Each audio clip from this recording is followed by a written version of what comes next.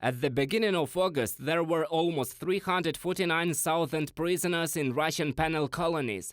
However, according to the Russian Federal Penitentiary Service, their number had reduced greatly by 325,000 by the beginning of November. In total, more than 23,000 people disappeared from the colonies in 2 months. In 2022, the State Duma did not declare amnesty and did not adopt any legislation that was supposed to reduce the fate of prisoners. But with the beginning of the war, a man appeared in Russia who promises freedom in exchange for participation in the war against Ukraine.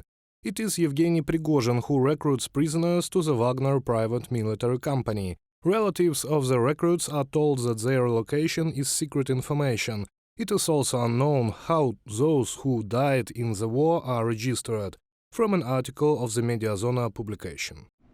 The number of missing Russian prisoners also coincide with the data of Olga Romanova, the founder of the Russia Behind Bars Foundation. According to her calculations, by the end of October, the number of those recruited by the Wagner Private Military Company to participate in the war in Ukraine exceeded 20,000. And by mid-November it was almost 35,000.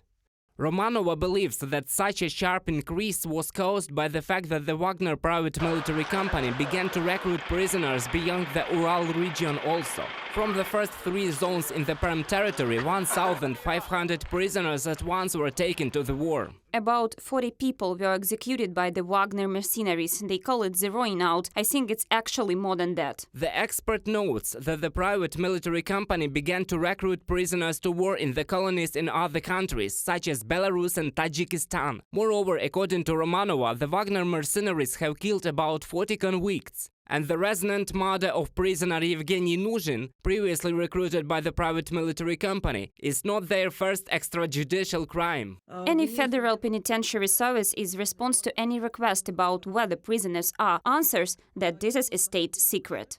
The American Institute for the Study of War considers that the Russian authorities are preparing to continue covert mobilization even during the autumn conscription. Although earlier Vladimir Putin stated that partial mobilization will end on October 31st.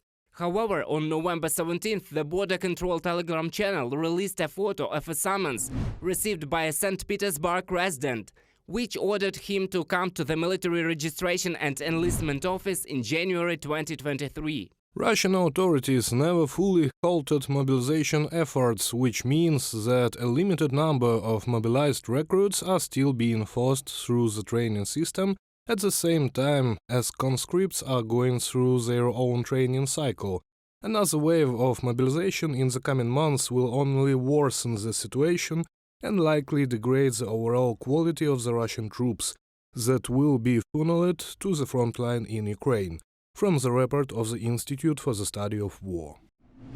After 6 months of participation in hostilities in Ukraine, as the Wagner Private Military Company promises the prisoners, they will be pardoned. But the Mediazona publication notes that the bill on this has not yet been adopted, and there has not been decree by Vladimir Putin to pardon certain prisoners. Reported by Roman Smoler, Victoria Sinko, UATV News.